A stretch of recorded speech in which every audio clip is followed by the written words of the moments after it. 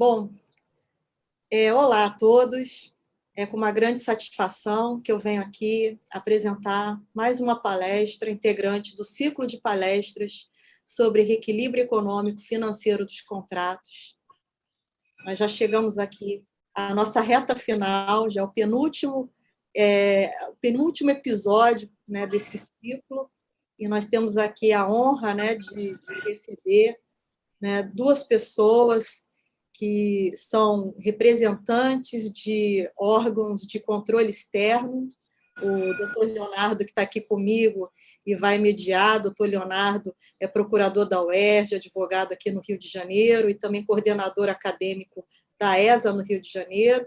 Ele vai fazer a apresentação e, na pessoa dele, eu faço aqui meus agradecimentos e reconhecimento ao trabalho, esforço da Escola Superior de Advocacia aqui no Rio de Janeiro, que tem promovido tantos eventos bacanas, importantes para a gente, né, relacionados não só ao direito administrativo, mas tantas e tantas áreas de conhecimentos.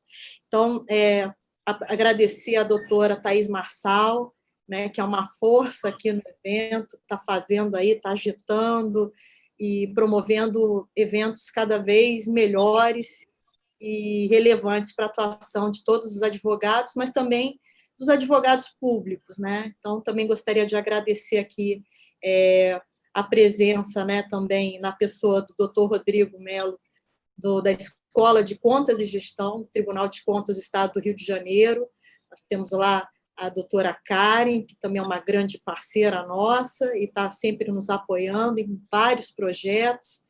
Para a gente é uma grande honra trabalhar em conjunto, né? Porque o evento ele cresce, ele fica muito melhor e a gente tem um público muito qualificado, né? Que é o que a gente sempre percebe em todos os eventos, né? Desse ciclo e tantos outros.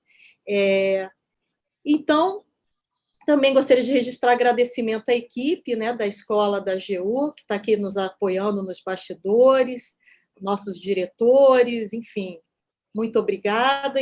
Então, sem mais delongas, para o maior aproveitamento, já vou passar a palavra para o doutor Leonardo, que vai fazer a apresentação. Muito obrigada. Boa noite, doutora Cristiane. Queria agradecer a possibilidade, é sempre uma honra estar junto com a escola da AGU sobre a alegria da gente fazer esse evento compartilhado, né? E poder receber o professor Marcos Nóbrega, né? Que não está aqui no estado do Rio, mas por conta dessa possibilidade está ao nosso lado. Conselheiro Rodrigo Melo do Nascimento, eu vou brevemente orientar se as pessoas quiserem fazer algumas perguntas, tanto no site, no YouTube da Escola Superior de Advocacia da OAB e da Escola da AGU, é possível, a gente vai acompanhar, e se houver tempo, lógico, a gente vai fazer para os palestrantes. Dr. Rodrigo Melo Nascimento é vice-presidente do Tribunal de Contas do Estado do Rio de Janeiro, nesse biênio de 2019 a 2020, presidente do Conselho Superior da Escola de Contas e Gestão, a nossa parceira, quem também mando um forte abraço à doutora Karen, desde 2019, corregedor-geral do TCE e é conselheiro do Tribunal de Contas do Estado do Rio desde 2017. Foi conselheiro substituto em 2016 e 2017, foi auditor fiscal do Tribunal, auditor federal de controle externo do Tribunal de Contas da União de 2008 a 2016, foi auditor de controle externo do Tribunal de Contas do Município do Rio de Janeiro, de 2013 a 2008, especialista em Direito Administrativo e Direito Processual Civil e bacharel em Direito pela Universidade de Brasília.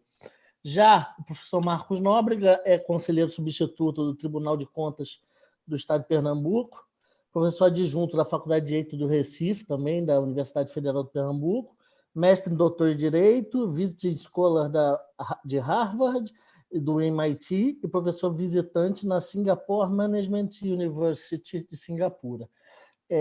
Agradecer a ambos por terem aceito o nosso convite. Eu vou passar a palavra ao doutor Rodrigo, nós já estamos ansiosos por ouvi-lo. Muito obrigado, doutor Rodrigo. Muito boa noite a todos. Gostaria de cumprimentar inicialmente o conselheiro doutor Marcos Nóbrega, colega, conselheiro substituto do TCE de Pernambuco. Uma honra para mim estar aqui com o senhor nessa live.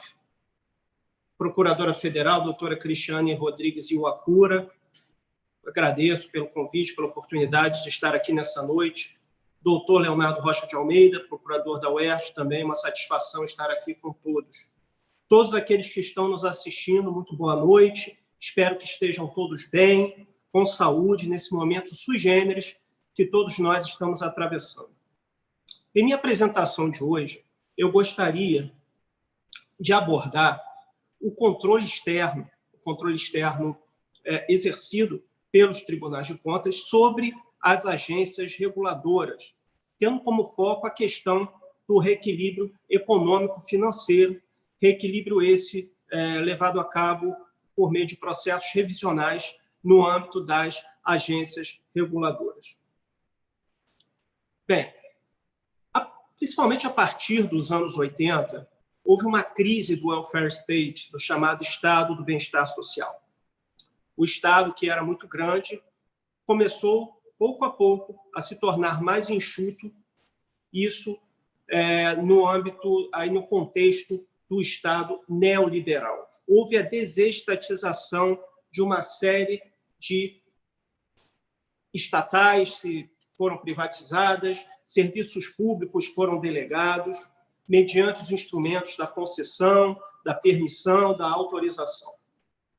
Nesse contexto é que surgem, no contexto brasileiro, no nosso país, as instituições denominadas agências reguladoras, importadas do direito norte-americano, e que têm, aí, simplificando e sintetizando o papel das agências reguladoras, tem, por fim, regular a forma de prestação dos serviços públicos e a fiscalização da execução desses contratos, principalmente dos contratos de concessão de serviços públicos. Então, tanto a regulação na forma de prestação desses serviços, quanto a fiscalização da execução de contratos de concessão. Essas as funções primordiais das agências reguladoras.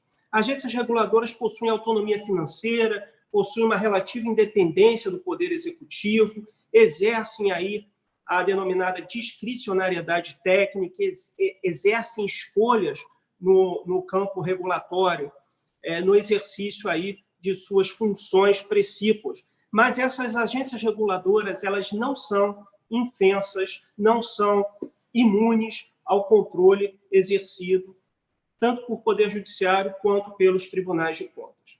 É verdade que o controle exercido pelos tribunais de contas, nós vamos ver já, eles possuem uma série de especificidades no que se refere ao controle de agências reguladoras.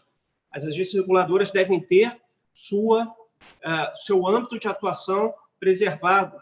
No entanto, há que se cobrar o controle externo, os tribunais de contas, há que cobrar das agências reguladoras o desempenho adequado de suas funções regulatórias, de suas funções de fiscalização em contratos de concessão. As agências reguladoras, como autarquias que são, ainda que sejam autarquias denominadas em regime especial, elas possuem o dever de prestar contas. Isso naquele conceito denominado accountability. Elas precisam responder, ter uma responsividade à sociedade a respeito dos serviços públicos que prestam, e serviços públicos estes que devem ser prestados de forma eficiente, devem ser adequadamente prestados. Os tribunais de contas, a seu turno, fiscalizam a administração direta, a administração indireta, inclusive por meio de auditorias. E é nesse contexto que não há dúvidas de que a atividade meio das agências reguladoras são controladas pelos tribunais de contas. Disso não há dúvida. E também, atualmente, não há mais dúvidas de que a atividade finalística das agências, em sua atuação regulatória, submete-se, sim, ao controle dos tribunais de contas, em que, pese, repito, serem autarquias sob regime especial dotadas de maior autonomia no exercício de suas funções do que uma autarquia, digamos, comum. Esse controle exercido pelos tribunais de contas não é apenas um controle de legalidade. Atualmente, os tribunais de contas exercem um controle de desempenho, e já faz alguns anos, um controle de desempenho mediante principalmente o instrumento das denominadas auditorias operacionais. Os tribunais precisam fiscalizar o desempenho do papel das agências, se as agências estão exercendo bem o seu mistério.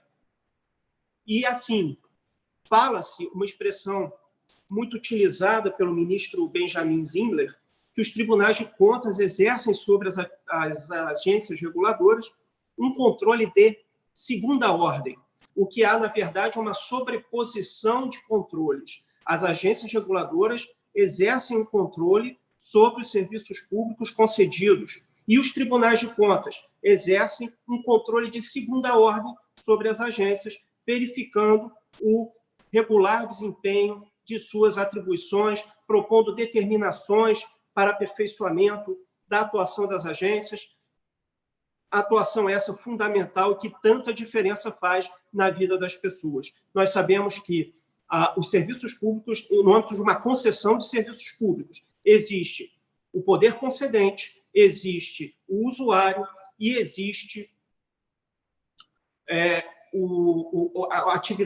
a atividade privada, por meio das empresas a quem são concedidos esses serviços. Então, há-se o poder concedente, por meio das agências reguladoras, precisa regular adequadamente esse mercado, em que estão, de um lado, os usuários do serviço público, que pagam uma tarifa essa que precisa ser módica, e, de outro lado, o parceiro privado, que necessita ser adequadamente remunerado na medida justa, uma justa remuneração do capital que está investindo.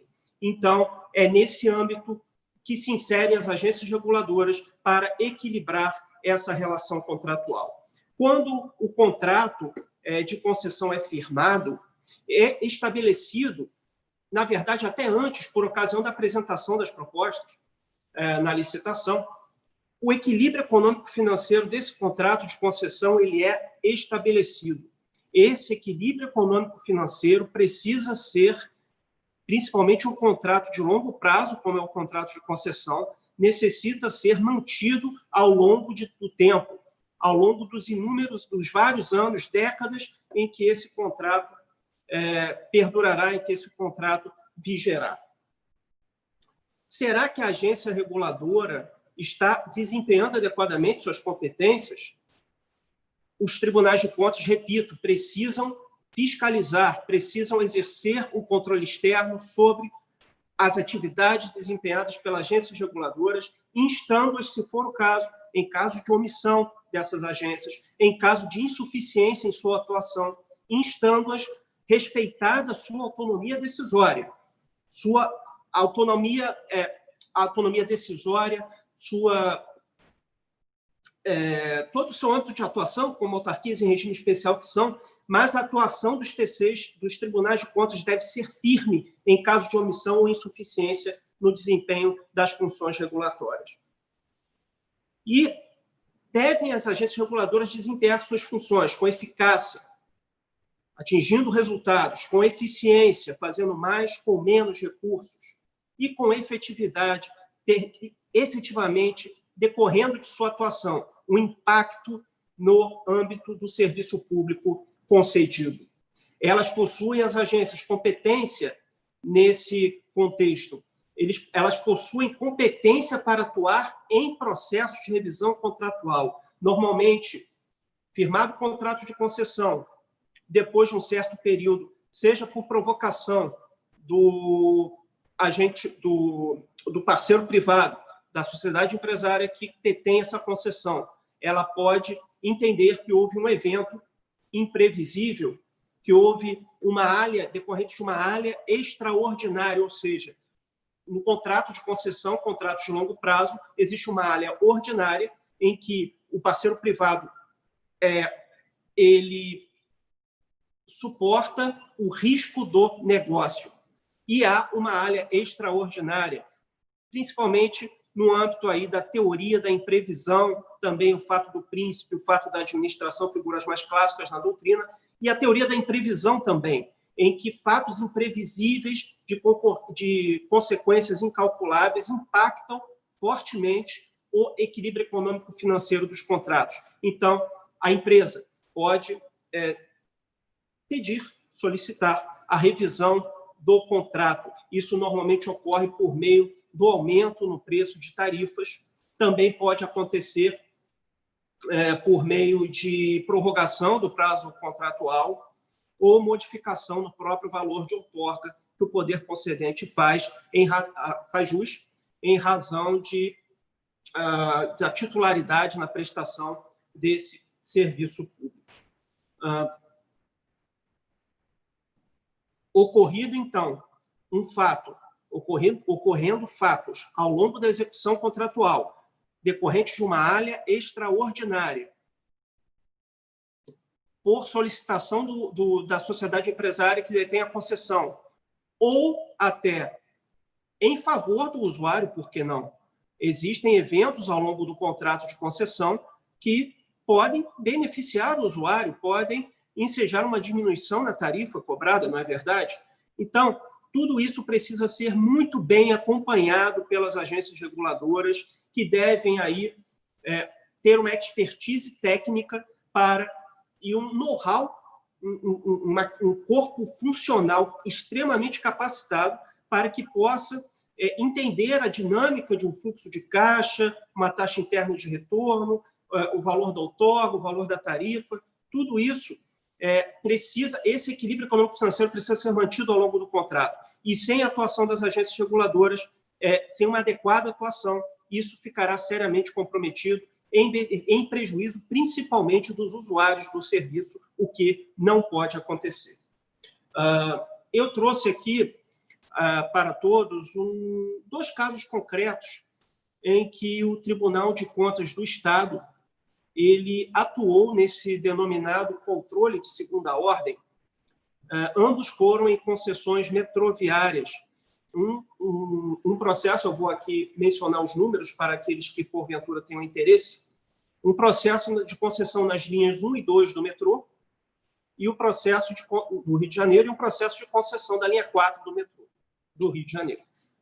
Os processos ainda se encontram em fase de contraditório, mas já podemos vislumbrar aqui algumas questões, ou seja, os responsáveis pelos atos, pelas irregularidades foram notificados para apresentar defesa, essa defesa ainda não foi apreciada e, portanto, mas já há achados de auditoria bastante importantes e que eu posso mencionar aqui a respeito desses dois processos. O primeiro processo, ele leva o número 104.600, dígito 4, de 2017. Repetindo, 104.600, dígito 4 de 2017, eu solicitaria à organização do evento que disponibilizasse o número desse processo na plataforma do evento. Esse processo versa sobre uma auditoria acerca da concessão das linhas 1 e 2 do metrô. Nesse processo, houve 2 processos de revisão tarifária conduzidos quinquenais, no caso, a cada 5 anos, 2 revisões tarifárias quinquenais inconclusas. Não foram finalizadas essas revisões contratuais quinquenais, as 2 primeiras.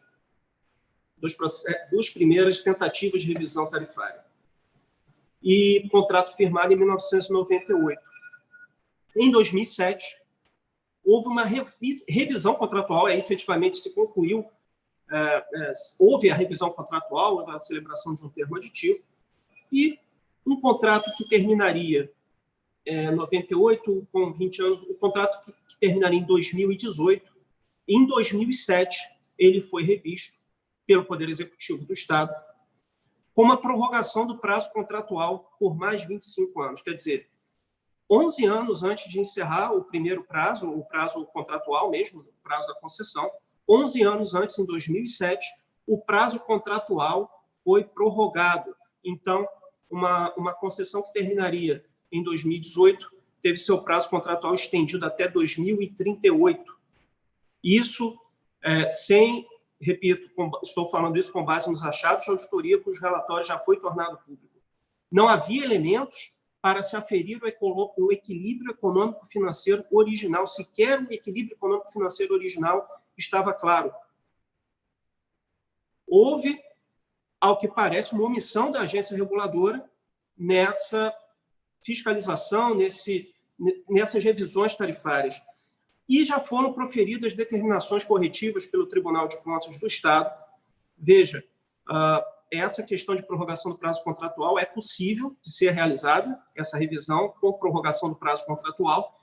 No entanto, 11 anos antes de terminar o prazo da concessão, você prorrogar um prazo contratual, isso realmente deveria estar muito bem fundamentado para que esse contrato tivesse seu prazo prorrogado, o que parece não ser o caso. Repito, o processo ainda está em fase de contraditório.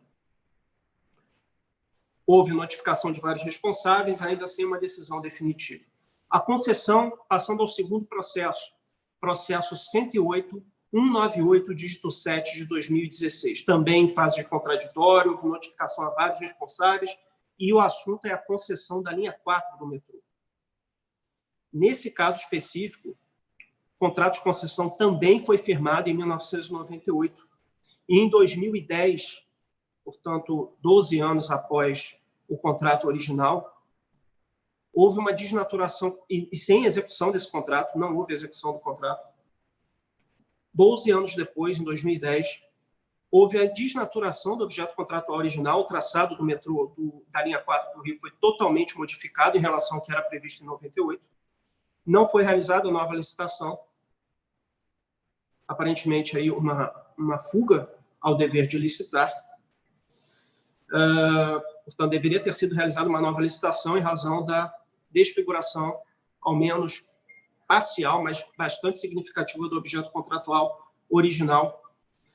E também, ao que parece, e aí se tentou também sem elementos concretos, uma vez que o processo administrativo que continha as informações para se aferir o equilíbrio econômico-financeiro firmado em 1998, houve um extravio desse processo, e aí, enfim, a linha 4 está aí, ela foi implementada, há uma concessão em vigor. No entanto, há irregularidades nessa concessão que estão sendo vistas em vários processos no âmbito do TCE. Também foram determinadas várias medidas corretivas, a principal delas,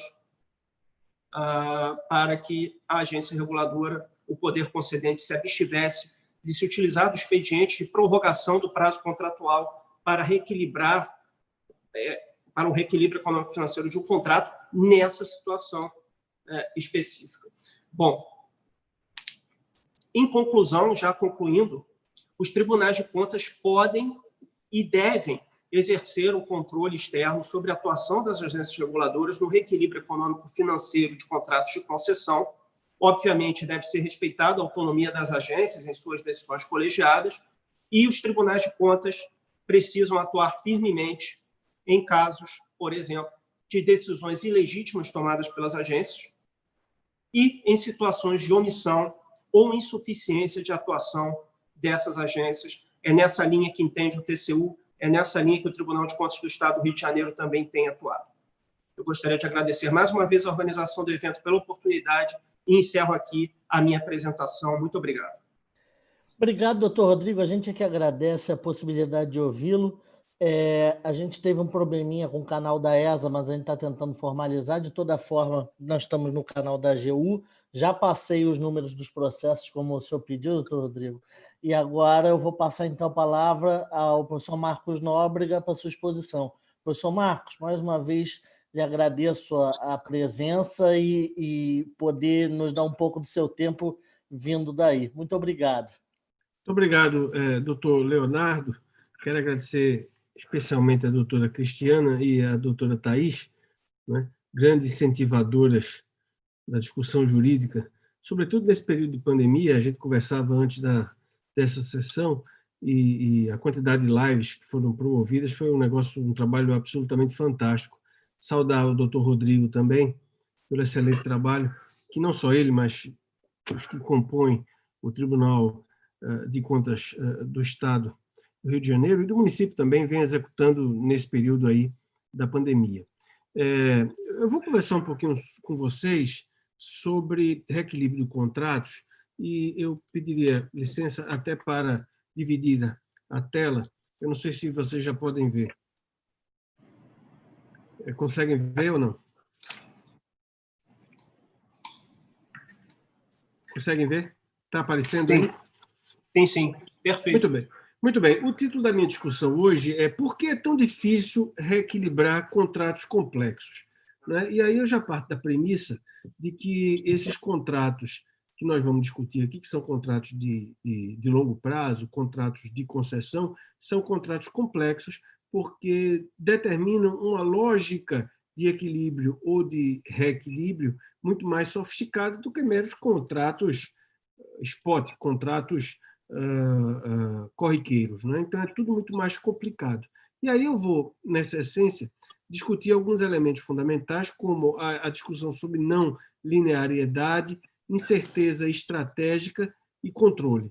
Então, são basicamente esses parâmetros que a gente vai ter a oportunidade de discutir aqui ao longo da minha conversa. E, para tanto, eu formulei 4 questões que eu pretendo, talvez não respondê-las, mas mais confundi-las do que qualquer outra coisa, mas serve como pauta de investigação. O que eu quero dizer a vocês é que o direito administrativo brasileiro, ou no direito administrativo brasileiro de hoje, quem não está confuso está mal informado, né? Porque as modificações são absolutamente extraordinárias. E, sobretudo agora, quando diante de uma pandemia, diante de toda essa rediscussão sobre a questão da força e da contundência da força maior, como é que isso vai repercutir nos contratos de longo prazo? Então, é um pouco isso que a gente vai ter a oportunidade de discutir aqui. A primeira questão de todas que se coloca é a questão que diz o seguinte: como conceber o regime econômico-financeiro das concessões e outros contratos de delegação vis-à-vis os contratos administrativos típicos? Então, claramente, na pergunta já há a diferenciação entre contratos normais e contratos mais sofisticados, como contratos de concessão, contratos de PPP, etc. e tal. Veja, essa discussão parte de um pressuposto que eu já vinha observando há bastante tempo, no sentido de que há alguma coisa errada na forma como reequilibramos os contratos. Mas o que está errado? Quer dizer, isso é um sentimento que eu tenho há muitos anos, como eu falei anteriormente, eu sou conselheiro do Tribunal de Contas há quase 26 anos, quase 3 décadas. E eu percebo de que a doutrina tradicional ela parece incapaz de resolver os grandes problemas que a gente tem no âmbito desses contratos mais amplos, mais longevos. Eu acho, e tenho dito isso em várias oportunidades, de que no direito administrativo brasileiro nós estamos em algum lugar do século XIX. Mas a noção de equilíbrio remonta, pelo menos, ao século XVII. Então, em algum lugar do passado a gente está. Eu falo século XIX porque é o grande período da grande discussão sobre a formatação do direito administrativo que nós temos no Brasil hoje. Então, é basicamente uma lógica de teoria que remonta ao século XIX. Mas, na melhor das hipóteses, a gente está parado em algum lugar do começo dos anos 90. Então, todo aquele arcabouço teórico que nós nos acostumamos, e certamente todos aqui que participam desse painel se acostumou a estudar para passar nos concursos, ele me parece que não traz uma resolução, não traz uma solução adequada para esses grandes problemas desses contratos mais complexos. Então, a grande pergunta que se faz é: como é que eu vou resolver essa questão? Isso é basicamente como se a gente fosse escrever um livro de direito administrativo, um curso de direito administrativo hoje, e colocasse no corpo desse contrato, desse manual de direito administrativo, a ideia de racionalidade limitada, a racionalidade limitada, contratos complexos, informação livre, sem custos de transação. Esse seria basicamente um curso de direito administrativo de conto de fadas, porque isso, na verdade, serve como pressuposto teórico para a nossa discussão do direito administrativo normal, ou comezinho, mas isso é incapaz de resolver problemas mais complexos, porque, na verdade, as coisas não funcionam dessa forma. Então, quando a gente vai reequilibrar o contrato, a primeira pergunta que a gente tem que fazer é: por que desequilibrou? Quer dizer, quais são as formas heterodoxas de pensar o problema desse reequilíbrio e se isso gera insegurança jurídica? Quer dizer, se eu dou uma abordagem diferente quanto à questão do reequilíbrio dos contratos, isso gera insegurança jurídica? Será que segurança jurídica é a gente continuar marcando o nosso debate naquele modelo clássico do direito administrativo? Essa é uma pergunta também que deve ser feita. Eu acho, obviamente, que a gente está diante de 2 problemas fundamentais, que é um problema de miopia teórica, e aí é um problema epistemológico, quer dizer, o arcabouço teórico do direito administrativo não resolve os problemas práticos, e técnica, ou seja, a gente precisa, e aí a gente está mais especificamente no âmbito da economia, qual é a técnica que a gente usa para encontrar parâmetros para reequilibrar esse contrato. Isso é dito porque nós estamos diante, na verdade, de contratos complexos, e aí a discussão de teoria da complexidade, não linearidade, eu vou falar mais à frente, incompletos e relacionais. Contratos incompletos, a gente sabe muito bem, são aqueles contratos onde você não pode, ou você não sabe, ou é muito caro estabelecer todas as cláusulas contratuais. Porque senão você ficaria negociando ad absurdo, ou então você gastaria muito com previsões que você não sabe nem se, evidentemente, vão se realizar. E nos contratos relacionais, que são contratos também de longo prazo, é marcado fundamentalmente por uma profunda ligação entre os contratados. Aliás, quando a gente estuda a doutrina clássica do direito administrativo, está lá no Elilope Meirelles, né? Contrato, a vontade das partes é antagônica. A gente não estuda isso, né, quando vai estudar para concurso. No contrato, que é meio balela, né? No contrato relacional, a vontade das partes é cada vez mais coincidente. E as partes se ligam de tal forma que o grande aspecto do contrato relacional é a preservação do vínculo contratual. Por isso que aí eu cito as palavras do querido amigo professor Egon Bockmann, quando discute reequilíbrio, né? Quer dizer, o mais importante é criar critérios para preservar o contrato, porque em contratos relacionais isso me parece muito óbvio. A solução do reequilíbrio dos contratos complexos, no meu entender, não está na Constituição Federal, no artigo 3721, quando, numa dicção de mantidas as condições efetivas da proposta, se construiu todo um arcabouço teórico para dizer que nesse dispositivo está a ideia de reequilíbrio dos contratos, sobretudo os contratos complexos. Eu acho que a solução está na legislação infraconstitucional, concessões, PPPs, e na legislação esparsa. E o que a gente vai ver mais à frente, isso vai se consubstanciar caso a caso, inclusive com a possibilidade de negociação, de arbitragem, de mediação nesses contratos. De sorte que nosso direito administrativo no âmbito de contratos ele está dividido em duas grandes searas, não é? A gente vive imprensado em dois grandes modelos, o modelo francês e o modelo norte-americano. Alguns dizem o modelo inglês, porque isso se densificou nas mudanças regulatórias na Inglaterra nos anos 80. Então, o modelo francês é o modelo do contrato administrativo, da ideia de pacto, da ideia de preservação do pacta sunt servanda. Já o modelo americano é o modelo de capital. No modelo francês, a gente pensa fundamentalmente no reequilíbrio econômico-financeiro do contrato. Nessa ideia, a gente tem um pacto e esse pacto tem que ser preservado. Já o modelo anglo-saxão participa da ideia de justa remuneração. Daí parece mais adequado para a ideia de preservação do contrato em si. Teoria francesa, a teoria do serviço público, ao passo que aqui, no modelo anglo-saxão, a gente tem a ideia do public utilities. E o que parece de grande importância, no modelo francês, eu tenho a ideia de um regime jurídico administrativo e de prerrogativas. Ou seja, o Estado ele já está numa posição ex ante de superioridade. Ao passo que no modelo americano, o Estado só vai intervir, e aí me parece o leitmotiv do funcionamento das agências reguladoras, ele só vai intervir quando, obviamente, houver uma falha de mercado. E, nesse contexto, a gente tem duas maneiras de observar essa questão de contratos mais de reequilíbrio, de contratos mais sofisticados. Primeiro, eu tenho a ideia do auto-engano ou do wishful thinking, quer dizer, eu quero que seja assim. Quer dizer, eu quero que seja assim, ou seja, aqui é um problema, eu diria, epistemológico, mas é um problema de narrativa, né?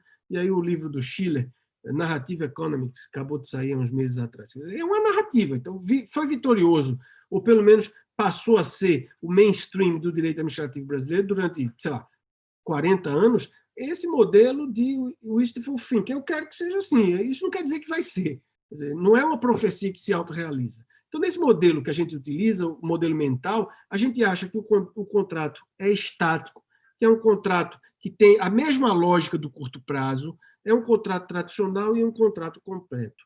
Quando, na verdade, no mundo real, esse mundo real bate a porta do metrô, bate a porta da concessionária de rodovias, de aeroportos. É um contrato dinâmico, de longo prazo, relacional e intrinsecamente incompleto. Aliás, eu devo dizer que quando a gente parte do pressuposto que vai buscar o princípio do pacta sunt servanda, implicitamente a gente está admitindo uma completude contratual. E aí já uma impossibilidade teórica, obviamente, quanto a isso. Nos contratos de longo prazo, portanto, não se pode falar em equilíbrio ex ante, com base na ideia de pacta sunt servanda, porque aí eu estou partindo da ideia de que aquele modelo inicial ele pode tranquilamente ser reproduzido mais à frente. Essa ideia é baseada no elemento volitivo e se perde no momento T0.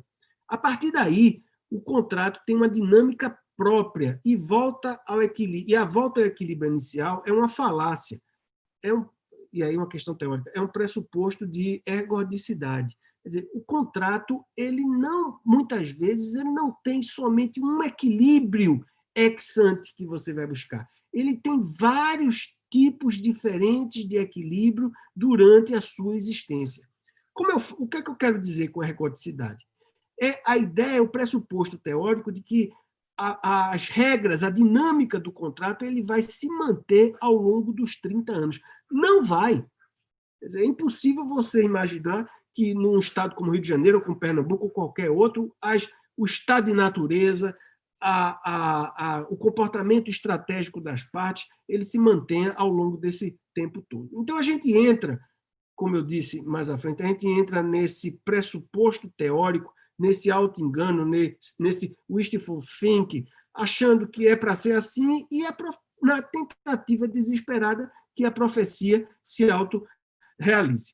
Portanto, você tem que discutir algumas questões que são absolutamente fundamentais. Primeiro, esse pressuposto de ergodicidade. Por exemplo, um tipo de modelo ergótico é o funcionamento dos planetas, né? Você pode prever, essa regra não muda. Então, você pode saber, por exemplo, como o cometa de Halley vai voltar, porque a regra não muda, o comportamento ele é linear. Né? Você sabe onde vai estar Marte daqui a 5 anos, você sabe onde vai estar Marte, porque o modelo ele se reproduz, as suas regras são constantes. Esse pressuposto é o pressuposto clássico do contrato de longo prazo, mas não necessariamente é assim, e digo mais, muitas vezes não é assim. Outra razão fundamental para essa discussão é a discussão da incerteza fundamental. Eu vou falar mais à frente sobre isso, que é claramente a importância da divisão entre risco e incerteza, e parâmetros de inovação tecnológica. Então, esse é o primeiro pressuposto teórico que a gente precisa romper nesse debate todo. A segunda pergunta é a seguinte: quais são as técnicas e os critérios de alocação de risco próprio para esses contratos? E se é possível alterar a matriz de risco uma vez pactuada? E aí a diferença clara entre risco e incerteza. Risco é aquilo que você pode determinar ou estabelecer uma distribuição de probabilidade.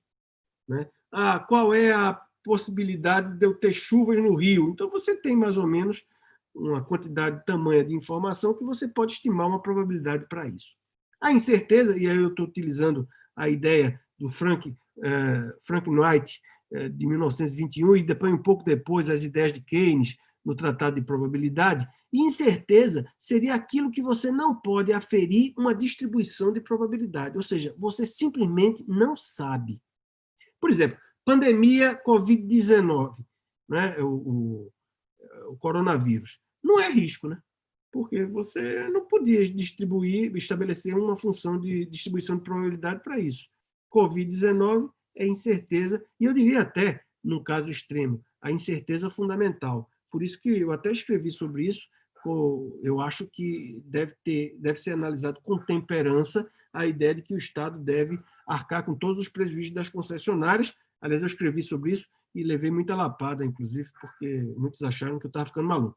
Bem, a percepção de risco se modifica com o tempo porque a distribuição de probabilidade muda. Essa distribuição de probabilidade muda porque você passa a ter mais informação e a tecnologia também avança. Então, veja, não necessariamente a matriz de risco ela é congelada, porque o risco advém da ideia de uma distribuição de probabilidade definida. Então, congelar a matriz de risco pode gerar problemas, mas ela não pode ser alterada sem acordo entre as partes, né? Aí está errado. Ela só pode ser alterada por acordo entre as partes. Porque a alteração da matriz de risco não é cláusula exorbitante. Então, as partes têm que discutir, aferir essa nova condição de probabilidade para que possa, evidentemente, levar à alteração da matriz de risco. Então, é obviamente possível você alterar a matriz de risco, que não é cláusula exorbitante, não pode ser modificada unilateralmente, mas deve ser consignada por acordo entre as partes. Agora, o que é importante observar, eventos adiante, mais à frente da matriz de risco, devem ser tratados com força maior, e aí outras circunstâncias, que é a ideia de incerteza fundamental, que você não pode aferir um acordo de probabilidade. Outro ponto fundamental para o debate aqui é quais são os mecanismos de recomposição do equilíbrio financeiro do contrato. E aí eu lembro sempre um livro que eu gostei muito, que eu li há muitos anos atrás, que é o livro do Amir Klink. Amir Klink, vocês conhecem todos, né? Que é o navegador aí, famoso. Ele, quando em 84, ele resolveu fazer a travessia do Oceano Atlântico e, para tanto, ele começou a pesquisar, o que parecia uma loucura, ele começou a pesquisar o que tinha acontecido com os outros navegadores solitários que tentaram essa travessia. A literatura à época, não havia internet nem coisa nenhuma, era de pessoas que tentaram atravessar pelo Atlântico Norte. E ele percebeu de que as pessoas não conseguiam ou morriam porque o barco virava e eles morriam, as pessoas morriam. E aí ele disse, eu vou fazer um barco que não vai virar. Então, se eles morreram porque virava, eu vou construir um barco que não vire. E aí ele, por sorte dele, ele conta isso no seu livro, e em várias, você pode encontrar no YouTube esses vídeos, ele diz que a sorte dele foi que ele encontrou um professor da USP que ele disse, você está atacando o problema de forma errada. Não é o barco, é impossível você atravessar o Atlântico e o barco não virar. Você tem que criar um barco que ele vire e ele desvire facilmente, ou seja, que tenha um centro de gravidade de tal maneira que ele seja fácil de revirar, porque você vai virar e revirar várias vezes. Então, o pressuposto de que você tem um contrato de longo prazo que ele não vai desequilibrar, não faz o menor sentido, porque ele vai desequilibrar. Você tem que criar um mecanismo que ele seja reequilibrado sem nenhum trauma, porque naquele momento, me engana que eu gosto, que é o momento do auto-engano, que eu falei, que é o modelo clássico do direito administrativo brasileiro, a gente trata o reequilíbrio do contrato como trauma e não como uma contingência natural do passar do tempo. Tudo isso que a gente está discutindo aqui, de linearidade, de questão ergótica, é nada mais do que ressignificar o conceito do tempo no contrato administrativo, para tentar buscar uma alternativa a parâmetros mais reais para o seu equilíbrio. Você tem várias maneiras de equilibrar. Uma ideia é o fluxo de caixa original, que obviamente não vai funcionar, porque esse fluxo de caixa não pode ser preservado ad infinito, mesmo com os reequilíbrios, porque as circunstâncias reais, o estado de natureza, as questões econômicas, elas mudam com o passar do tempo. Outra alternativa é o fluxo de caixa modificado, muitos chamam fluxo de caixa marginal ou atimarginal. Eu, particularmente, não gosto da expressão marginal, porque advém da ideia marginalista de economia, que seria incremental. A ideia não é um fluxo incremental, mas um fluxo apartado. Então, é preciso aprofundar um pouco mais sobre a dinâmica desses contratos e a possibilidade de reequilibrá-lo por esses mecanismos. Eu acho que a gente está no início de um processo mais sofisticado de análise desses contratos. Não é simplesmente criar uma fórmula, empurrar e resolver, porque não vai resolver necessariamente. Outra discussão, a possibilidade de reequilibrar é pela TIR ou pelo price cap. Pela TIR tem vários problemas. Eu escrevi até num livro organizado pelo professor Egon Bockmann sobre os problemas que a gente pode ter em reequilibrar pela taxa interna de retorno, mesmo, inclusive, pela taxa interna de retorno modificada ou marginal. Eu acho que a inter-relação entre os fluxos de caixa e da dificuldade em relação a, muitas vezes, a não linearidade desses fluxos de caixa no tempo, o que dá problema. E você tem uma possibilidade de price cap também, que embute no contrato uma perspectiva de incentivo para melhora. Eu acho que é uma ideia interessante, que tem a ver com o modelo anglo-saxão de equilíbrio dos contratos. Isso foi amplamente utilizado no setor elétrico e em vários outros setores. E eu coloquei uma interrogação porque eu acho que a discussão ainda está em aberto. A possibilidade ainda está em aberto da gente construir o melhor modelo para fazer o óbvio reequilíbrio desses contratos. Em um sistema complexo, portanto, a tomada de decisão dos agentes é difícil porque não há um modelo apropriado para descrever a interação entre as variáveis do sistema. Quer dizer, a gente não sabe o que vai acontecer necessariamente com essas variáveis do sistema. A distribuição de probabilidade não representa a incerteza sobre as variáveis fundamentais do modelo. Eu sou muito cético, embora eu não seja um estatístico, né, sobre essas matrizes de risco, que eu acho que é meio chutômetro, né? Porque toda estatística é uma forma de... é um palpite, né? Com números, né? Tem um livro famoso dos anos 50, é Como Mentir com Estatística, né? De fato, quer dizer, estatisticamente, 90 e tantos % das pessoas morrem deitado na cama, né? Então, a cama é muito perigoso, então vamos evitar a cama, né? Você pode dizer o que você quer dizer. Então, eu sou cético quanto a essa questão dessas matrizes de risco e essas estimativas de probabilidade. É preciso aprofundar um pouco mais esse debate, inclusive no âmbito do controle. Também, e aí é importante para a tomada de decisão, como é que eu vou valorar diversos cenários alternativos, no processo bayesiano de permanente processo de aprendizado. O aprendizado é dinâmico no âmbito desses contratos. Portanto, em processo de radical incerteza, como acontece muitas vezes ao longo desses contratos, os agentes econômicos não podem inferir o contexto interno do sistema, como o sistema funciona em suas particularidades e os possíveis resultados e os possíveis outcomes. A hipótese que usamos e que está por trás de todo o reequilíbrio dos contratos é que estamos diante de uma economia governada por um processo estocástico ergótico, ou seja, é linear. A gente bota na cabeça, tem um reequilíbrio, o reequilíbrio vai. E aí eu vou buscar esse reequilíbrio do contrato. Veja, o negócio é tão impressionante, porque é o seguinte, e aí eu quero agradecer esse debate que eu tenho tido com o Luiz Nelson, um colega lá de PhD em Chicago, até com o Rafael Veras também, o Juliano Heiner. A gente tem discutido bastante isso. Quer dizer, na verdade, nunca vai ter, muitas vezes, esse reequilíbrio. Você tem micros desequilíbrios ao longo do contrato. Agora, é claro que você vai esperar acumular e dar escala para esses desequilíbrios para poder renegociá-lo, porque senão você estaria renegociando diariamente. Quer dizer, o futuro ele não pode ser encarado como uma sombra estatística do passado. O futuro tem que ser discutido diante de um aprendizado constante das partes. Se assim for, se você tem um modelo estocástico, um modelo ergótico, um modelo linear, faz sentido reequilibrar o contrato buscando o momento T0, aquele T0 do reequilíbrio de Celso Antônio, de vários clássicos do direito administrativo, de Cretela Júnior, de Eli Lopes Meirelles, o Diogo Moreira aí do Rio de Janeiro, grandes autores importantíssimos no direito administrativo.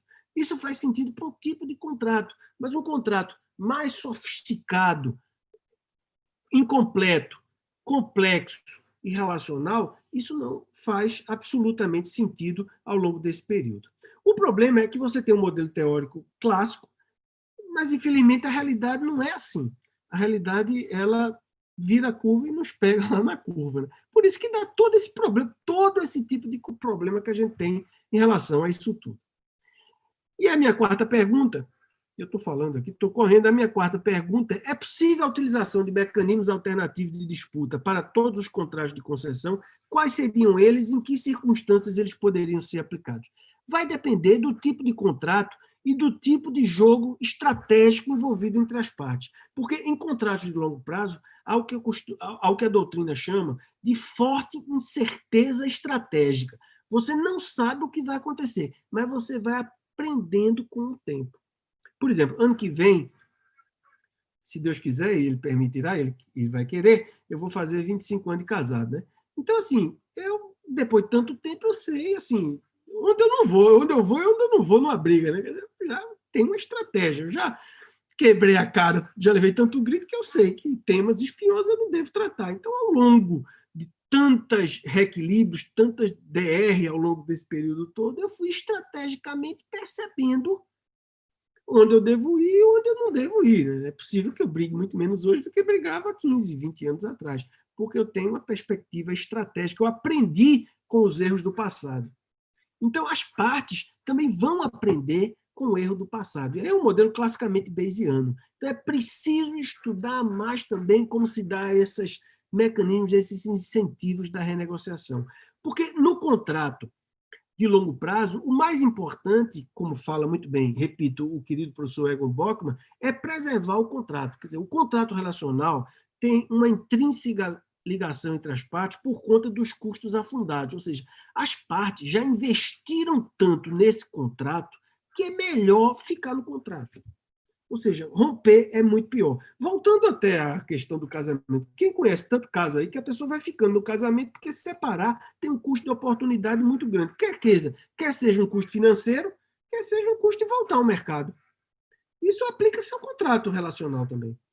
No entanto, nesses contratos relacionais, você há a possibilidade de comportamentos oportunistas, ou seja, uma parte ter vantagem estratégica sobre a outra na hora da negociação. Isso aparece claramente, por exemplo, em obras de mega-eventos.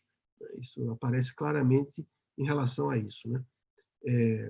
Veja, eu até falava um tempo atrás, e até fui mal entendido numa palestra que eu dei. Na boa parte das vezes que eu falo, sou mal entendido, mas era uma palestra que eu dava num dos tribunais, e eu falava, no caso de mega-evento, você está diante claramente de um problema de hold-up, de oportunismo. Quanto mais específico é o objeto, mais tem chance uma parte de chantagear a outra. Então, estrategicamente, é mais negócio para o licitante colocar um preço menor, o suficiente para ganhar a licitação e depois conseguir facilmente um aditivo. De tal maneira que esses preços aferidos no final do contrato como superfaturamento, eu acho que muitas vezes são exagerados, porque o preço T0, o preço licitado, não é e nunca vai ser um preço real. Ele é apenas um second best. Ou seja, é possível que haja um superfaturamento, no sentido de que existe um preço real que a gente não sabe exatamente como é. Aliás, falar em preço, acabou de sair um artigo meu escrito com Rony Charles, querido amigo de licitação, e também com o querido amigo Bradson Camelo, que agora está em Chicago, do Tribunal de Contas da Paraíba. A gente escreveu sobre essa questão dos sobrepreços na pandemia.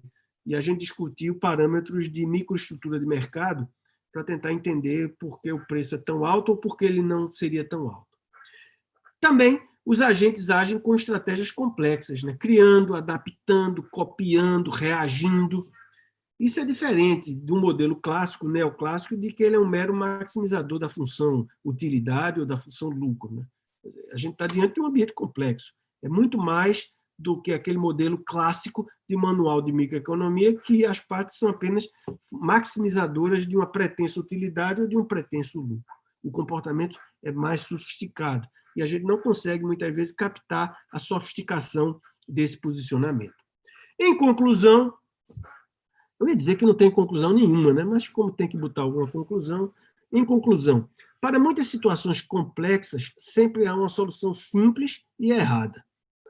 E muitas vezes, reequilibrar o contrato por um pacto ou por uma, como chama? Um fluxo de caixa original, uma discussão original, um plano de negócios original, é uma discussão simples e muitas vezes errada. É preciso investigar mais o efeito de mudanças em contratos complexos de longo prazo, e aí temos a AGU, temos o TCE, todos grandes think tankers, né, do controle no Brasil. E também, e isso é muito importante, nós estamos apenas no início da jornada, mas o barco vai chacoalhar, o barco vai virar, mas ele vai voltar. Então, a gente não pode achar que ele não vai virar, ele vai virar e vai voltar. Quem tem enjoo é melhor sair desse barco. Então, essa é a grande discussão. E, por fim, essa é a maior conclusão de todas, eu já não sou tão jovem para saber tudo. Se fosse falar há 20, 15 anos atrás, era modelos clássicos, em Alien, não sei. Eu acho que esse modelo de Alien nem funciona para esse tipo de contrato. Funciona é outra coisa, é outra discussão teórica em relação a isso. Bem, isso e eu tive a oportunidade de aprofundar esse debate nesse período que eu tive no MIT, isso é o que vem se discutindo em muitos lugares. Se está certo ou errado, eu não sei, não. Cabe a vocês chegarem a alguma conclusão em relação a isso. Tá bom, pessoal? Bem, muito obrigado. É isso. Maravilha, professor Marcos, muito obrigado pelas reflexões, pela possibilidade de ouvi-lo. Vamos verificar se a gente contém alguma pergunta. Lia, eu até falei aí, se quiserem mandar o meu PowerPoint para o pessoal aí, pode mandar. E eu estou preparando um texto sobre isso, mas aí tem um pouco a ver com matemática e está demorando um pouco, mas exatamente para tentar discutir um pouco mais sobre isso. Doutor Marco Lucena, professor, com todo respeito, no modelo brasileiro, o que seria a justa remuneração? Eu não sei. Bem, aí a questão é a preservação do contrato. É a ideia da preservação do contrato, em lato sensu. Quer dizer, como é que o mais importante é preservar o contrato. Rompê-lo seria traumático para as partes. Porque, na verdade, no contrato relacional, as partes têm interesse estratégico em ficarem juntas, entendeu? E não romper o negócio. Então, o que me preocupa muitas vezes é, inclusive, no âmbito da ação do controle, você ser tão rigoroso ou tão draconiano e todo aquele histórico que você teve contratual, ele ser rompido de forma dramática. Então, traumatizar o contrato de maneira excessiva, eu acho que não é uma boa discussão. Justa remuneração é manutenção do contrato, é discussão sobre esses desequilíbrios e como as partes estão se organizando em relação a isso. Porque sempre a gente vai ter uma desinformação, né? Porque a gente não conhece exatamente a estrutura de custo da empresa, etc. Sempre há uma assimetria de informação. Então, a gente tem que criar mecanismos, inclusive de controle, para diminuir a assimetria informacional entre o agente, que é o concessionário, e o principal, que é o poder público. E olha que ainda tem um terceiro fator, que é a população usuária. Né? Perfeito. Doutor Rodrigo, doutor Zé Bismarck, como o TCRJ capacitou seu pessoal para a fiscalização das agências reguladoras?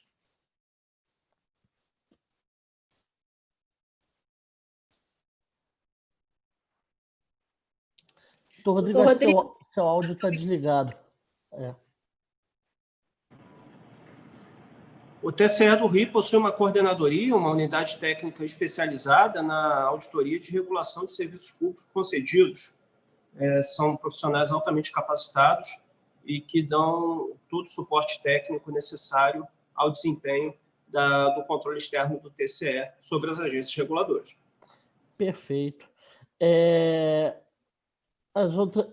Muitos elogios, professor, demais. Não dá nem para falar todos, porque senão a gente vai ficar aqui até amanhã. Depois até peço para os senhores olharem lá na...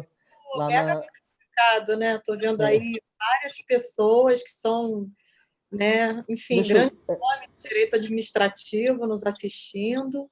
Deixa eu ver se Mas isso não quer dizer que eu estou certo, não. Eu acho assim, que a gente tem que abrir o debate. Porque claro, a ciência avança na medida do contraditório. Assim, eu não estou dizendo que eu estou certo, eu estou dizendo que é importante ter o debate. Porque o que a gente vê muito por aí é quando você vê voz dissonantes, as pessoas dizem, tá errado, esse cara é maluco, esse cara... Sabe? Ou seja, usando o argumento de autoridade para desautorizar o debate. Então, se fosse assim, a gente estava ainda na caverna, né? Sem dúvida. Não tinha chegado onde chegamos. Né? O contraditório teórico é pressuposto do avanço. Né? Enfim. Sem dúvida. Eu queria só fazer aqui um rápido aviso. Primeiro, assim, me desculpar que o pessoal que estava assistindo no canal da ESA teve lá um problema técnico, né? E eles tiveram que ser redirecionados aqui.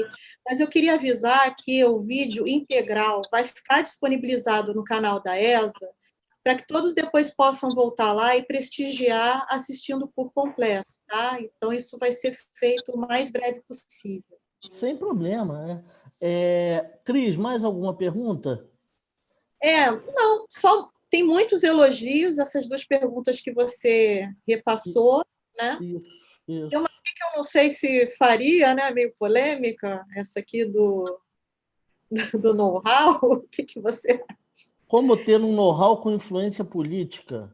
Foi essa? Não, veja, um dos grandes problemas, quando a gente analisa concessão na América Latina, tem um trabalho muito interessante de um autor, acho que ele é de Berkeley, mas ele é do Banco Mundial também, chamado Gouache, Basicamente, a gente tem dois problemas: risco de demanda e risco político.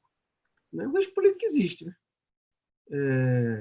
Na América Latina, certamente. Então, você tem que arranjar um jeito de como é que você vai alocar esse risco político, né?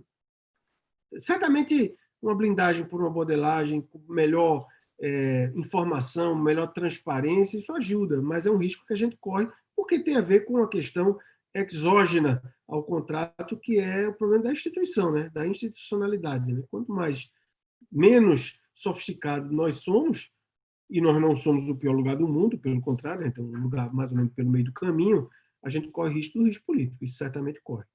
E risco de demanda. Aí eu acho até, e é uma opinião que eu tenho, porque quando a gente analisa os dados de concessão, a gente vai ver que os contratos de rodoviários, por exemplo, boa parte deles são renegociados nos primeiros anos. Por quê? Porque você tem risco de demanda.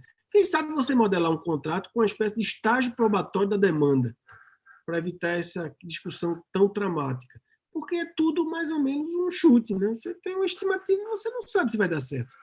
Só com um período aí de 2, 3 anos você vai perceber na acomodação da realidade diante dos seus pressupostos de uma matriz de risco, entendeu? Mas isso é para quem entende de estatística, para a formatação mais sofisticada desses contratos, entendeu? Doutor Marcos, só pediram para repetir quem é o autor. É Guache. É Guash, eu acho. Agora, eu queria deixar meu WhatsApp, mas a turma pode mandar um bocado de piada. Qual é pior? O cara do WhatsApp aí e tal. Manda um e-mail, marcosifenóbrega@hotmail.com. Vamos interagir dessa forma. Leonardo, me parece que alguém perguntou sobre justa remuneração. Foi. Então, pontuar isso rapidamente. É difícil, realmente muito difícil estabelecer o que seria uma justa remuneração para cada caso concreto. O que eu vejo é que se pode considerar como justa remuneração, após um regular processo licitatório, assinatura de um contrato, que a justa remuneração ao longo desse contrato, ela depende justamente da manutenção do equilíbrio econômico-financeiro. Não há um contrato desequilibrado em desfavor do particular, ele não, fatalmente, essa justa remuneração deixará de existir. Isso é a importância de as agências reguladoras monitorarem meticulosamente os eventos que aconteçam ao longo do prazo de vigência contratual para que esse equilíbrio econômico-financeiro seja garantido. Perfeito, doutor Rodrigo. Foi bom que o senhor complementou a resposta do doutor Marcos. Cris? Oi. Nós temos mais as perguntas. Quer fazer? Isso. Doutora Cristiane Stropa, aqui manda um abraço forte, faz essa pergunta. O PL 2139 de 2020 do senador Anastasia irá contribuir para a garantia de uma segurança no reequilíbrio dos contratos administrativos? Doutor Cristiane é do Tribunal de Contas dos municípios de São Paulo. Grande jurista, terminou recentemente o seu doutorado. Exato. Com brilhantismo na PUC. Bem, eu sou um cético quanto à lei, né? Se você pegar, inclusive, quanta legislação tem de Covid, pega aí, pega o Estado do Rio, deve ter dezenas e dezenas de páginas só de legislação de Covid. Se fosse fácil resolver, resolveria, mas é possível que ajude. É possível, porque, na verdade, o que é que faz uma legislação, ou pode fazer uma legislação? Alinhar incentivos, né? Então, na verdade, quando você está diante de uma situação de tamanha envergadura como o Covid, você tem uma chacoalhada nos contratos, um desalinhamento brutal dos incentivos. É possível que a legislação ela dá um guia para que esses incentivos sejam alinhados. Então, dependendo do caso, acho que pode ajudar. Embora eu sou um cético é um otimista que foi assaltado pela realidade, né? Então, como eu já estou nesse negócio do controle há tantos anos, eu tenho um certo grau de ceticismo. Professor Marcos, eu não estou no controle e tenho o mesmo ceticismo que o senhor. E olha que nem no controle. Assim, sabe? No outro dia, aqui no Rio, teve uma legislação que disse que durante o Covid tem que publicar no Diário Oficial quem é o fiscal, qual é o prazo do contrato, qual é o valor da contratação no Diário Oficial, como se não tivesse que fazer isso antes. O cara, aqui no Nordeste, teve... Aqui do estadual, dizendo que no São João Acho que travou. Era madeira de reflorestamento das fogueiras. Quem é que vai? Como é que é? Quem É que é? picou um pouco. Tinha que, Madeira de reflorestamento para as fogueiras. Tinha reciclada. Quem é que ia botar o mão no fogo para ver se era reciclada lá em Camusim de São Félix? Que é o fiscal. Pois é, bicho. Eu vou dizer, tem cada doidice nesse mundo. Outra, aqui, ó. O problema é o seguinte. Oi, doutor Rodrigo. Sobre esse projeto de lei, eu vejo um projeto de lei apresentado esse ano, muito provavelmente motivado pela questão da pandemia.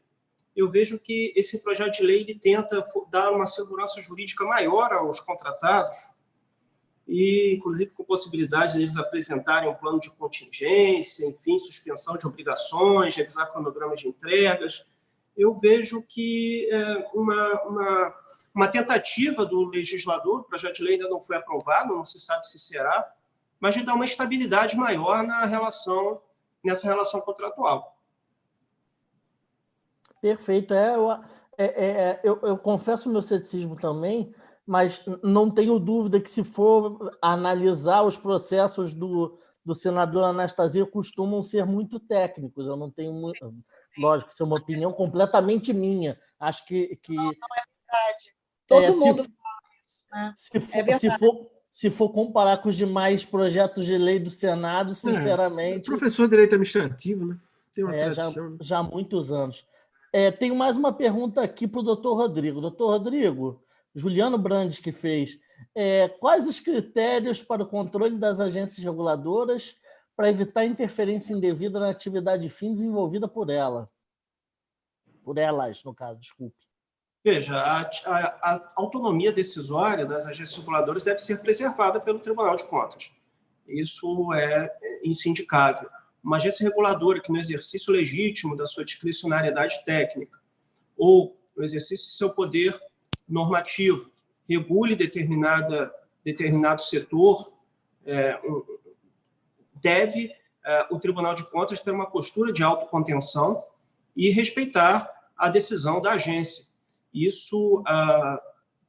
Até por isso, o Tribunal de Contas deve efetuar nesse controle que eu mencionei na minha apresentação, o controle de segunda ordem, ele deve atuar de uma forma subsidiária, de uma maneira complementar à agência reguladora, nunca substituindo a agência. Agora, se a agência for omissa, realmente não desempenhar ali o seu papel, não resta outra alternativa ao Tribunal de Contas senão defender o erário público e atuar. Mas a postura do tribunal é sempre de respeitar a autonomia da agência e atuar apenas em caso de necessidade, em caráter subsidiário. Inclusive, observando os normativos da própria agência. A agência reguladora ela se submete a leis, a atos normativos próprios, e essas leis, esses atos normativos próprios devem ser cumpridos pela agência. E é nesse sentido que o tribunal vai atuar, exigindo da agência o respeito às normas que a regem e exigindo também um desempenho compatível com o interesse público. Perfeito, doutor Rodrigo. Cris, eu acho até que pelo adiantado da hora a gente já tem que terminar.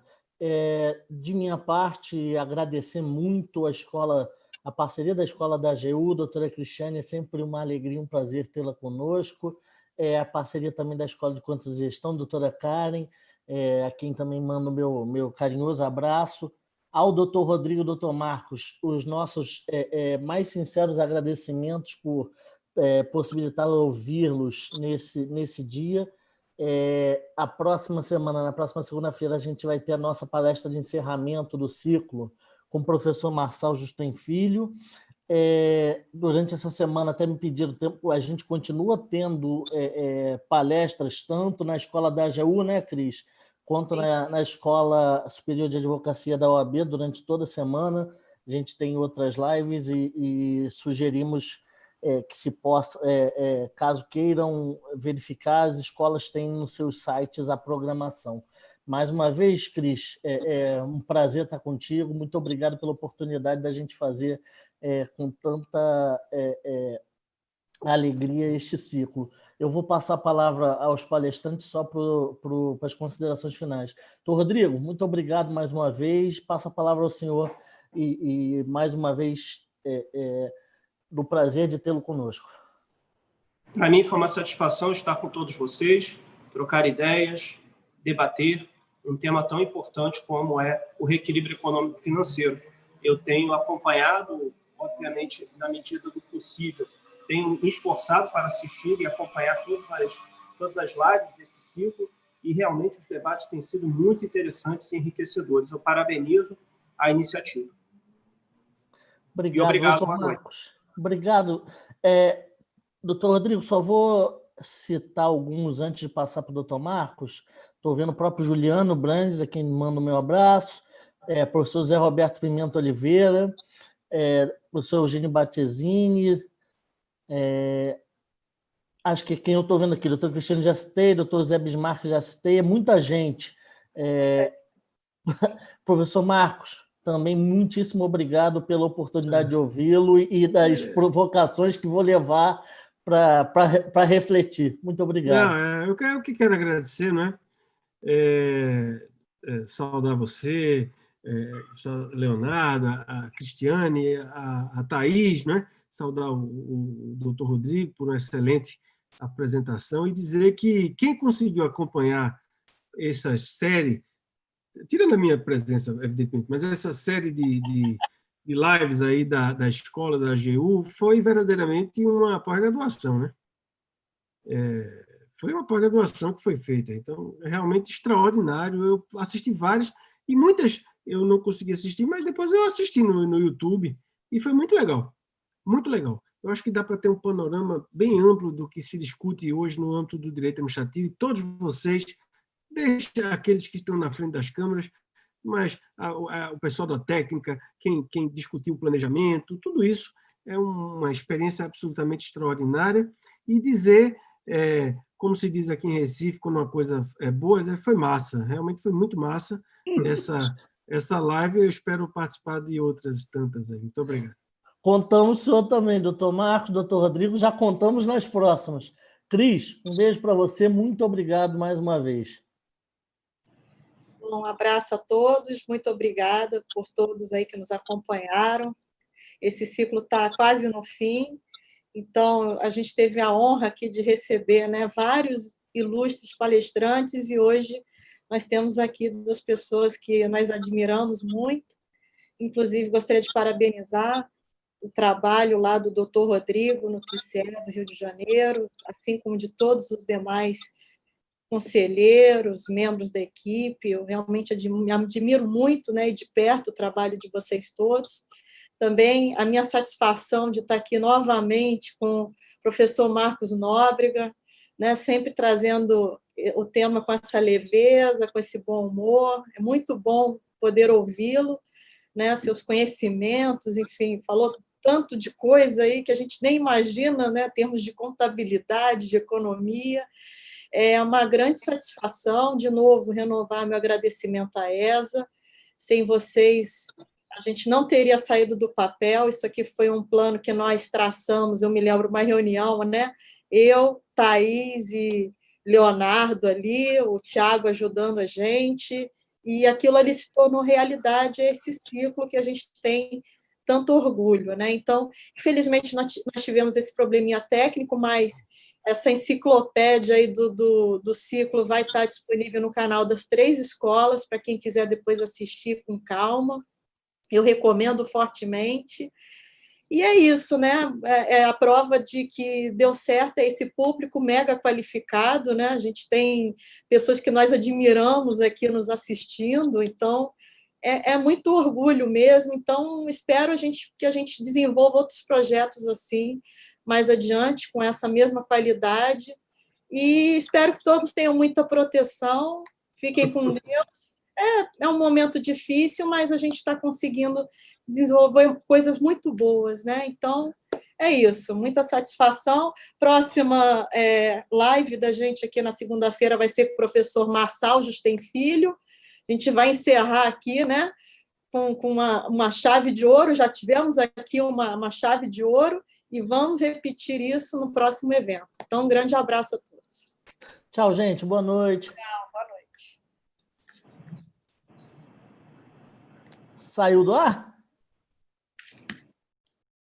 Acho que saiu. Cris, beijo, querida. Obrigado, hein? Nota 10. Valeu. Valeu.